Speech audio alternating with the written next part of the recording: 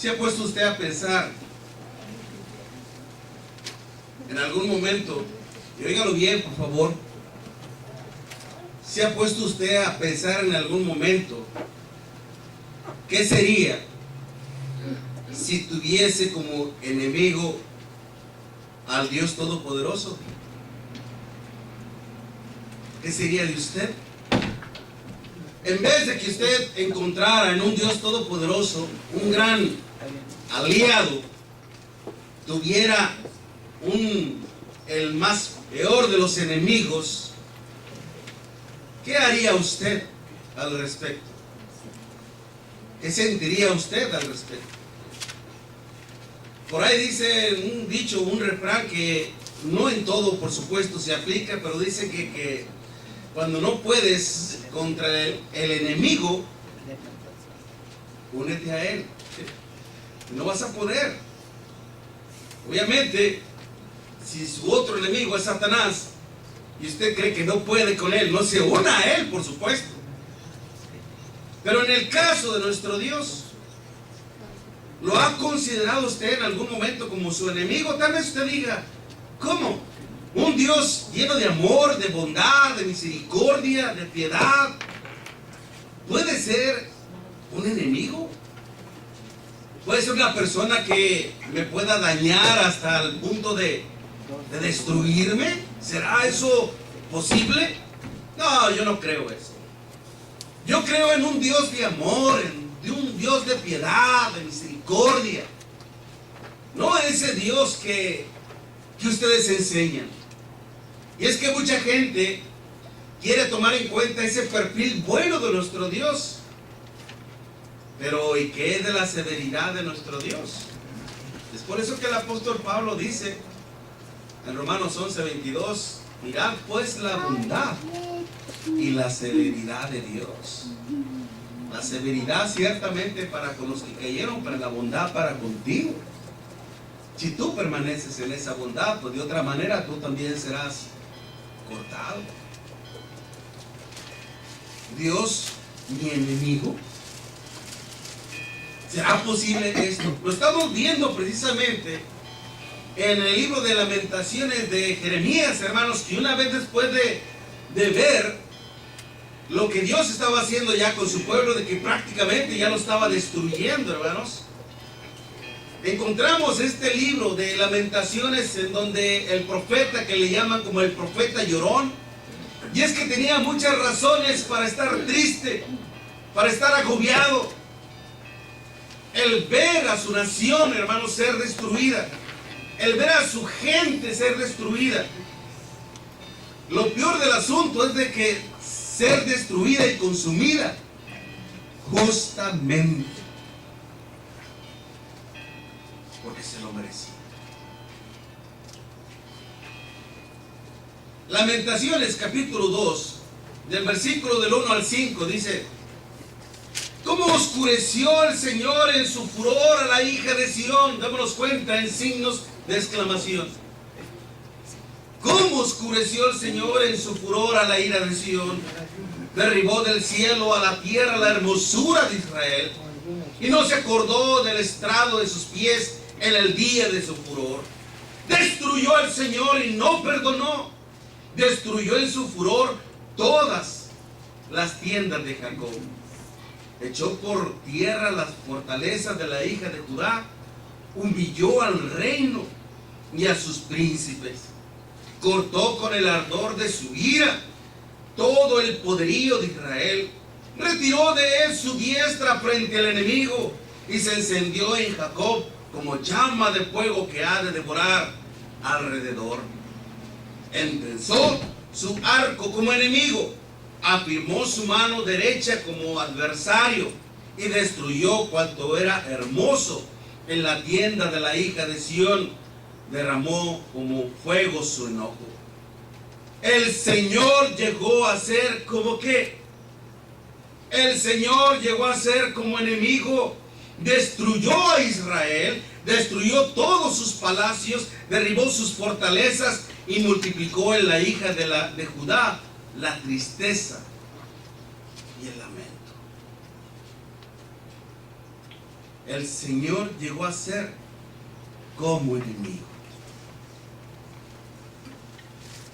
Muchas personas, hermanos, piensan que pueden estar obrando injustamente, indebidamente, inmoralmente ante la presencia de nuestro Dios y no pasa nada, no sucede nada.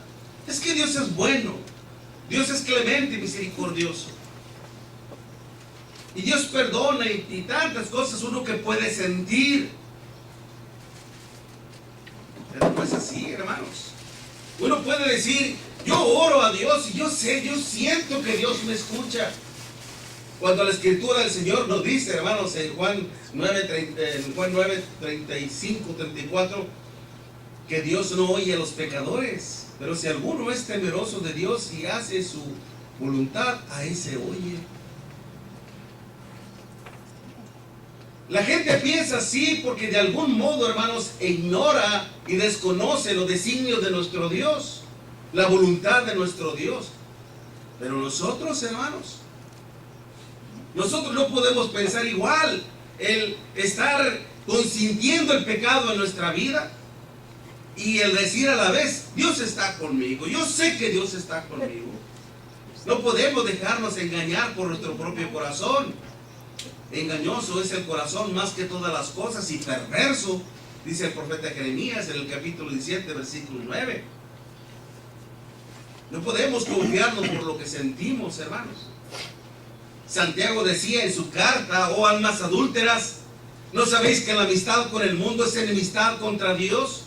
Cualquiera pues que se constituye amigo del mundo, se constituye en enemigo de Dios. Platicando yo con mi esposa precisamente, examinando esto y tratando de entender, a veces nuestra mente nos quiere engañar y ponernos en contra de la voluntad de nuestro Dios, o de alguna manera decir, bueno, ¿cómo está esto? Decir, ¿por qué Dios fue paciente para con su pueblo? De algún modo porque les advirtió en muchas cosas. Les advirtió y fue muy paciente con nuestro Dios con ellos. Pero ¿por qué no fue Dios paciente entonces con Zafira y Ananías y Zafira? Que cuando mintieron al Espíritu Santo, ambos expiraron, murieron. Y le decía a la esposa, ¿por qué Dios no fue paciente con ellos? Y acá con ellos sí fue así. Mi propia conciencia me dijo, ¿y quién te dice a ti que no lo fue? ¿Quién te dice a ti que Dios no fue paciente también para con ellos? Dios ha sido muy paciente para con todos nosotros, hermanos. Antes de que fuéramos cristianos, ¿cómo era nuestra vida delante de nuestro Dios?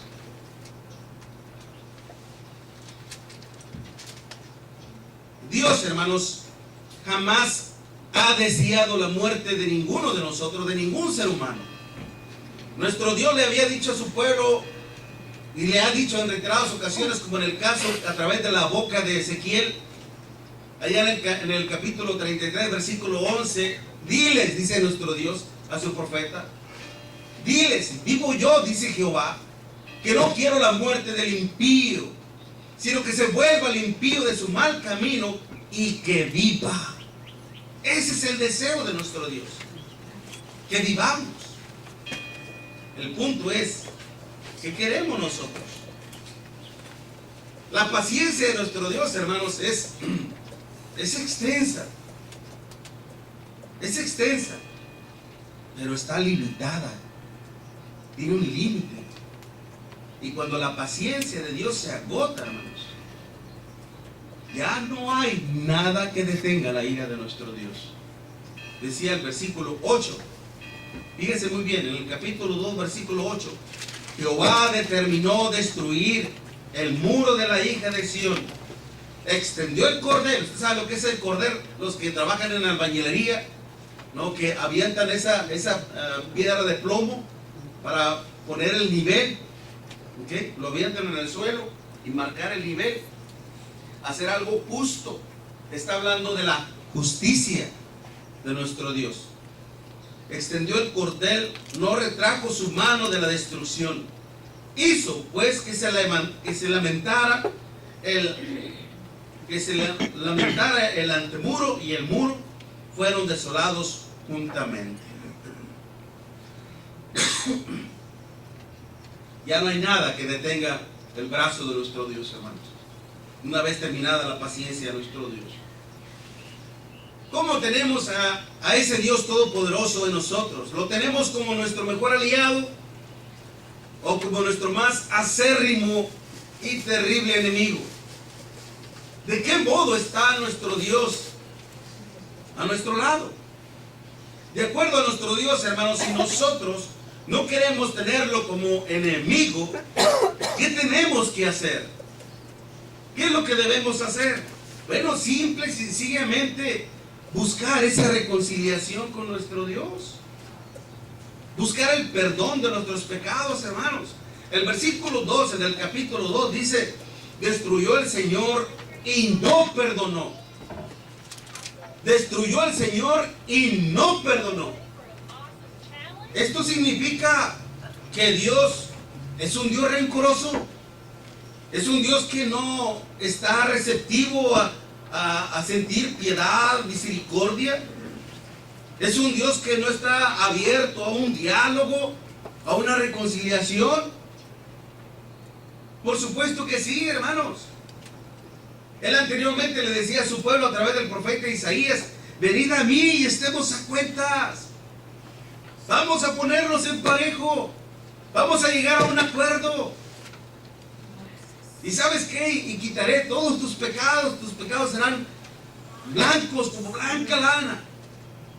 Pero estemos a cuenta, dice nuestro Dios. Dios siempre ha llamado a la reconciliación. Entonces, ¿por qué aquí el profeta Jeremías dice no perdonó? Lo único, hermanos, que puede privar a Dios de otorgar su perdón es cuando el hombre es necio y desobediente, terco, y no se arrepiente de sus pecados. Eso es lo que puede privar al ser humano de la gracia, la misericordia y la bondad de nuestro Dios. Su rebeldía, su obstinación. Muchas personas creen, hermanos, innecesaria una reconciliación con Dios porque creen que Él perdona como quiera. Que Dios puede perdonar a una persona y a la vez consentir, apapachar, es decir, que sea un Dios pasalón que permita que el cristiano siga pecando. Tal vez usted diga: no pasa nada, no sucede nada. Ahorita no. Pero cuando se manifieste nuestro Señor Jesucristo, conocerá la ira de nuestro Dios. El hecho de que nuestro Dios, hermanos, no imparta su justicia y castigo en ese momento no significa que no le importe sus ofensas, y mucho menos que le esté aprobando sus pecados, sino más bien es paciente y benévolo para con todos nosotros, porque lo que Él busca es otorgarnos la oportunidad, aprovechar la paciencia de nuestro Dios. Como lo decía el apóstol Pedro, el Señor no retarda su venida, según algunos la tienen por tardanza, sino que es paciente para con todos, no queriendo que ninguno perezca, sino que todos procedan al arrepentimiento. Si Dios, hermanos, bendijo a su pueblo, aun cuando el pueblo no merecía de la misericordia y la bondad de nuestro Dios, Dios estaba siendo paciente para con ellos, para que ellos se volvieran a Dios y buscaran esa reconciliación con nuestro Dios, cosa que lamentablemente nunca se dio.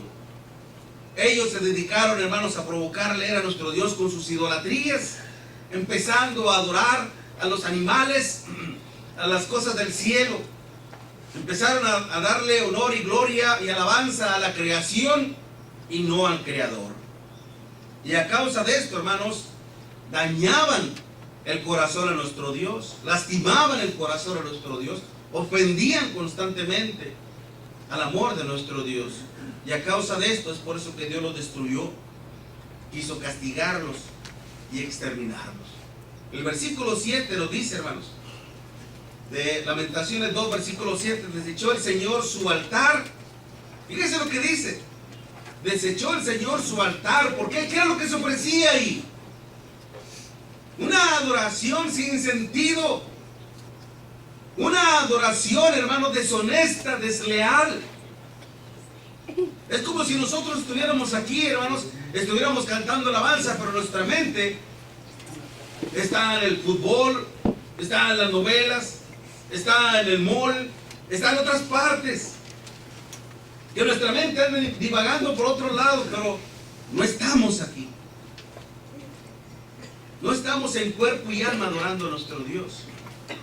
El pueblo judío podía ellos ofrecer sus sacrificios, pero ya lo hacían como rutina, menospreciando la adoración a nuestro Dios. Y es por eso que el Señor dice: desechó el Señor su altar, menospreció su santuario, ha entregado en manos del enemigo los muros de su palacio.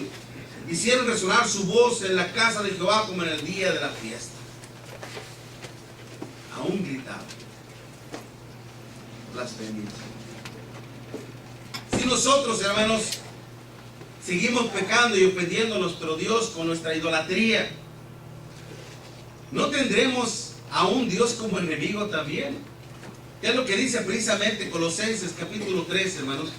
Versículos 5 y 6. Lea conmigo, por favor, vaya a la escritura. Colosenses capítulo 3, versículos 5 y 6. Haced morir pues lo terrenal en vosotros. ¿Cómo qué? Fornicación, impureza, pasiones desordenadas, malos deseos y avaricia, que es idolatría. Démonos cuenta, hermanos, que a veces la idolatría no solamente se aplica a un objeto de adoración, sino a veces hasta a uno mismo. Cuando uno se idolatra más a uno mismo a través de sus pasiones, de sus deseos. Dice el versículo 6, cosas por las cuales la ira de Dios viene sobre los hijos de desobediencia. La ira de Dios viene sobre los hijos de desobediencia. ¿Por qué? Porque lamentablemente a veces nos convertimos en enemigos de Dios. No es de que Dios se convierta en nuestro enemigo. Dios no quiere ser nuestro enemigo. El punto es que cuando nosotros empezamos a transgredir la ley de Dios, cuando preferimos pecar delante de nuestro Dios, estamos eligiendo ser enemigos de Dios. Si nuestro Dios, hermanos, se manifiesta aún en nuestras vidas, más bien si nuestro Dios no se manifiesta aún en nuestras vidas como enemigos, no es porque no le importen nuestras ofensas también, sino más bien, recuerden, porque es paciente. Él está siendo paciente, aun cuando nosotros no lo merecemos. Eso se le llama misericordia. Porque Dios no nos quiere destruir. Pero llegará el día en que la paciencia de Dios se agote también. Entonces se manifestará nuestro Dios. Y veremos cómo está nuestra enemistad y sus consecuencias. Si no hacemos caso a esto, hermanos, mire lo que dice el Señor. Vaya conmigo a Hebreos capítulo 10. Hebreos capítulo 10 del versículo 26. Porque si pecaremos voluntariamente, Hebreos 10 versículo 26. Porque si pecaremos voluntariamente después de haber recibido el conocimiento de la verdad, ya no queda más sacrificio por los pecados, sino una horrenda expectación de juicio y de hervor de fuego que ha de devorar a los adversarios. El que viola la ley de Moisés por el testimonio de 2 o 3 testigos muere irreversiblemente. ¿Cuánto mayor castigo pensáis que merecerá el que pisoteare al Hijo de Dios y tuviere por inmunda la sangre del pacto en el cual fue santificado e hiciere afrenta al Espíritu de gracia? Pues conocemos al que dijo: mía es la venganza, yo daré el pago, dice el Señor. Y otra vez el Señor juzgará a su pueblo. Horrenda cosa es caer en manos del Dios vivo. ¿Podrá algún día el cristiano menospreciar al Hijo de Dios, pisotear la sangre en la cual fue santificado y hacer afrenta al Espíritu de la gracia a nuestro Dios? ¿Podría hacerlo yo? Sí, Miguel. Sí, puede serlo también. y puedes ser devorado por el fuego consumidor de nuestro Dios. Si no te arrepientes de tus pecados, si no procuras una reconciliación con nuestro Dios, el ponerte a cuentas. Si tú sabes que con tus acciones ofendes a Dios, pecas delante de nuestro Dios, y esto te está poniendo en una situación muy crítica, muy delicada, humíllate ante nuestro Dios. Pídele perdón a Dios. Él es un Dios lleno de amor y de bondad, que desea perdonarte, así como cuando ves a nuestros hijos cometen errores y nos dicen: papá, mamá, perdóname, me equivoqué. Doblan sus rodillas y se ponen cerca de nosotros y nos estrechan las manos. ¿Qué va a hacer usted? ¿Qué va a hacer usted al ver el dolor reflejado en su rostro? Su pecho palpitando de emoción y de tristeza y de dolor. ¿Se va a levantar y le va a dar de patadas? ¿Le va a dar de bofeteadas? ¿O simple y sencillamente lo va a abrazar con lleno de amor y lo va a llenar de besos? Y le va a decir: hijo mío, no te preocupes, yo te amo, no debes de preocuparte por nada, yo te perdono. Así está nuestro Dios, hermanos, esperando una reconciliación con nuestro Dios. Es por eso que el apóstol Pablo lo decía en Romanos capítulo 8: reconciliaos con Dios. Sí, otra vez digo, reconciliaos con Dios. Porque no nos conviene, hermanos, estar en enemistad con nuestro Dios. No nos conviene, porque salimos perdiendo. Y es por eso entonces que debemos de tomar muy en cuenta el perdón que el Señor nos está ofreciendo ahora. Porque una vez que venga nuestro Señor Jesucristo, se acabará el tiempo de la misericordia, el tiempo de la bondad, el tiempo del perdón. No solamente tenemos que buscar una reconciliación con nuestro Dios, sino que también no confiar más en la vanidad de los hombres. Muchas veces la gente, hermanos, no se acerca a Dios porque ya tiene un concepto muy propio de lo que es una deidad. Ya tiene una idea muy propia de lo que es Dios. Venía escuchando precisamente en la radio un programa de ciencia y salud. Y le ofrecen muchos, una página web en donde tienen mucha información, libros espirituales y también de salud. Y démonos cuenta, el plan mañoso de Satanás. De hecho, estamos hablando los domingos en la tarde, hermanos, las artimañas del Dios de este siglo. Venga también en la tarde, estamos hablando bien de aquellas, como decimos, ¿no?, con respecto a las artimañas del maligno. Pero la gente decía: yo no sé por qué los religiosos malinterpretan la palabra de adorar a Dios. Usted puede adorar a Dios sin pertenecer a ningún grupo religioso.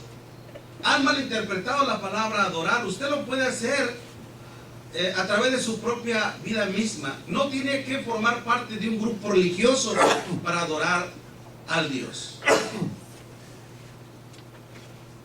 Mismo el apóstol Pablo nos dice en Efesios capítulo 2, versículo 9: no por obras para que nadie se gloríe. Ahora, además, la palabra, cuando dice nuestro Dios, Dios busca verdaderos adoradores que le adoren en espíritu y en verdad. La palabra adorar, hermanos, es proskuneo, que significa hacer reverencia a Dios, como besarle los pies a nuestro Dios, hacer reverencia. Y la manera de hacerle reverencia a nuestro Dios, hermanos, es reconocerle en nuestras vidas, darle honor y gloria a nuestro Dios, respetar su deidad, estando aquí alabando y glorificando a nuestro Dios.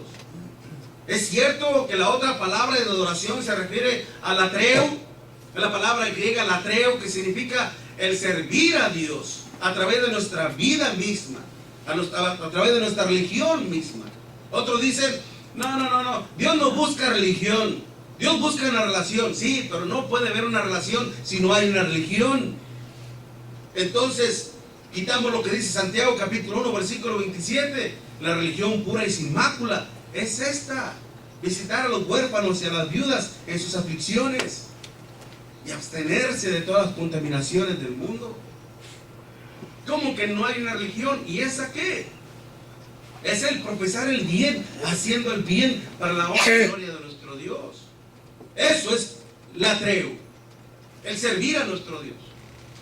Pero también el estar aquí, reconociéndole como nuestro único Dios vivo y verdadero. Démonos cuenta que en el tiempo antiguo también, hermanos, el pueblo judío, lamentablemente, por darle más credibilidad a las palabras de los hombres, se apartaron de nuestro Dios. Mire, regresemos a la cita principal de Lamentaciones capítulo 2, pero ahora leamos en el versículo 14. En el versículo 14 de Lamentaciones: tus profetas vieron para ti vanidad y locura. Fíjese muy bien lo que dice el profeta Jeremías. Tus profetas dieron para ti vanidad y locura, y no descubrieron tu pecado para impedir tu cautiverio, sino que te predicaron vanas profecías y extravíos. Es increíble ver, hermanos, cómo la gente que no conoce a Dios va en pos de la mentira y de la falsedad. Pero más increíble es ver a cristianos ir en pos de la mentira de los hombres. La razón de ello, hermanos, es porque en ocasiones confiamos demasiado en la sabiduría de los hombres.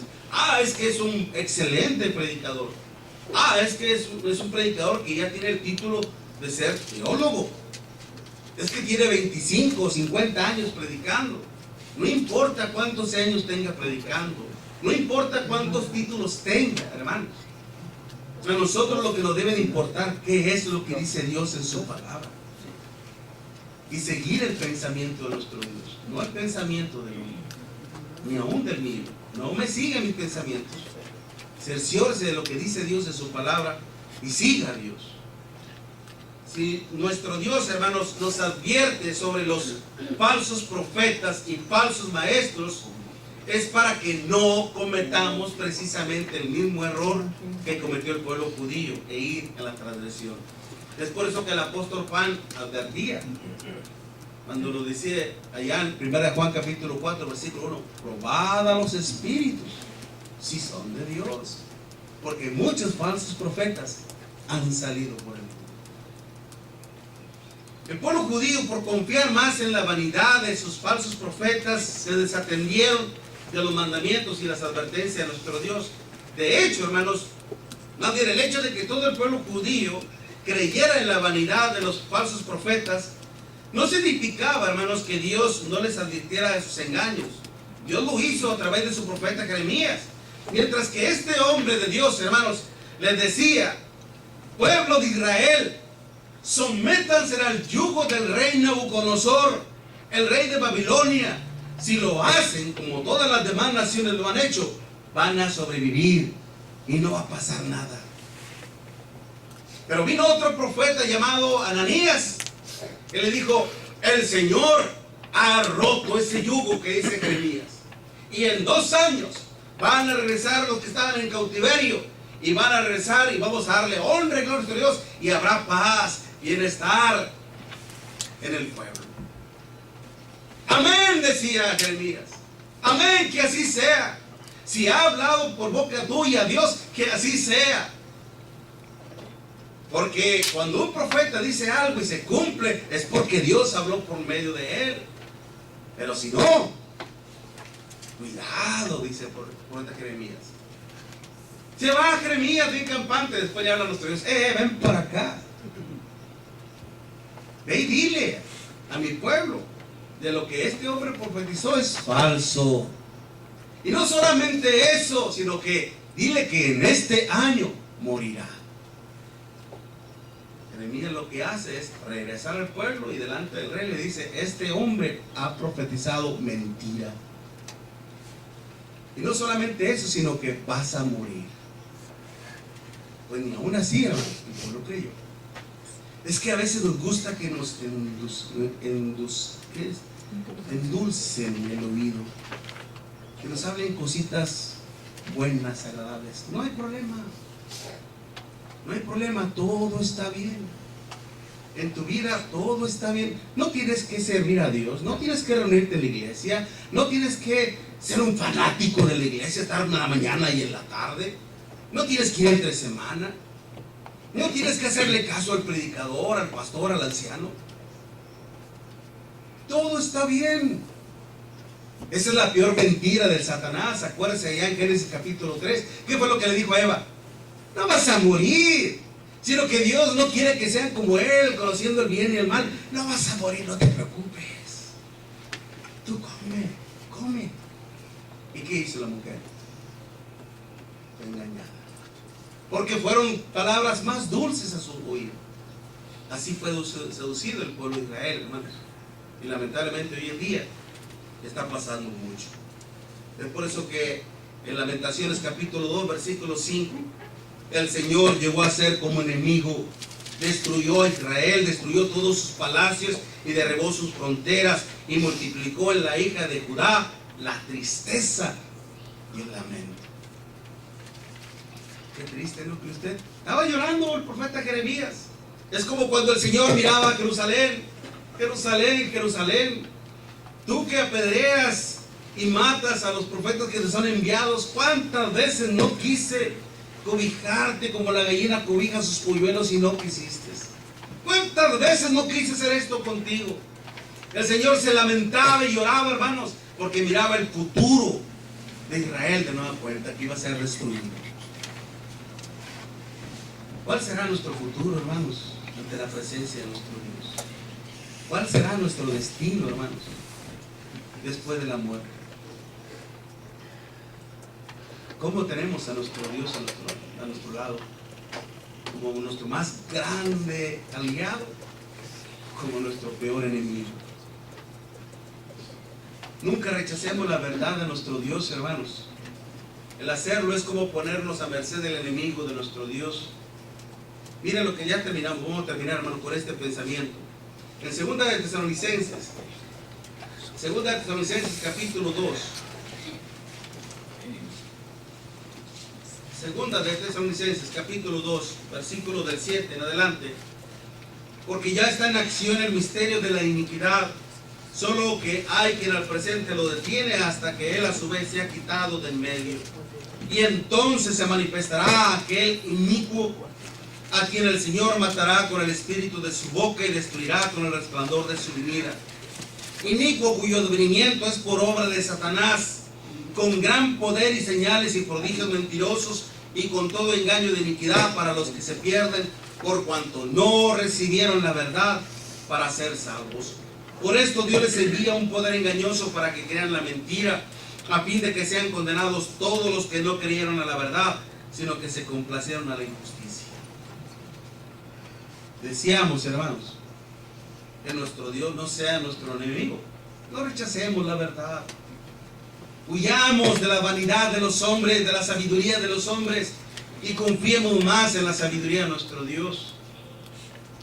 Busquemos una reconciliación con nuestro Dios, busquemos el perdón de nuestro Dios, hermano, y de esta manera lo tendremos como nuestro mejor aliado, como nuestro mejor amigo, y no como nuestro enemigo. Ahora vio usted lo que usted depende de lo que usted haga. Dios puede estar como su más grande aliado o como su peor enemigo. Usted elige.